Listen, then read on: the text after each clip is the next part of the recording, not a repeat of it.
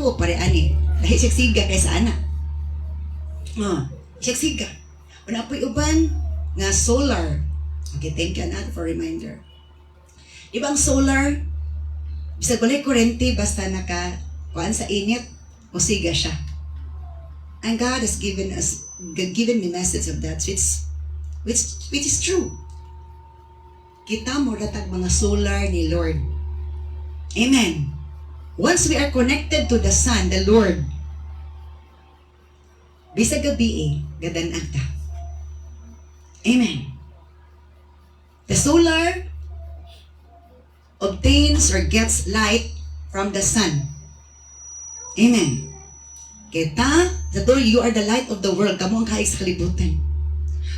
Isang pagmatuod ganay kahayag sa natay kahayag sa kalibutan kining gugma na to. Amen. Unsa na to? Payon na kahayag tanga watay gugma gipakita pulos ng takal alungot kada kalagot ka bungot panggupot sa palibot. Pwedeng wala ta gisulti pero atong mata daw na gisulti kay isog kaysa nan nga murag nanimhag ta. Amen. One of letting us show that we are like lights is through our love, through sa atong gugma. Amen. We are a loving people. May gugmaon ta nga tao. Ang may gugmaon nga tao dili is na biro. Naka-smile. Amen. Naka-smile. Maabi-abihon. Hospitable. So if we are portraying ourselves this kind of attitude, we are shining.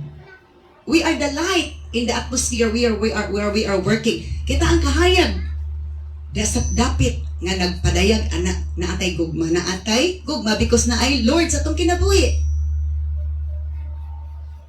Despite nga naatay mga challenges sa sulod nga pwede maka-affect nato nga magmugot ta magkuan ta, but because of the Lord,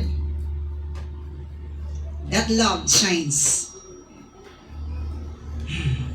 Pangitaonon ta dili pangit.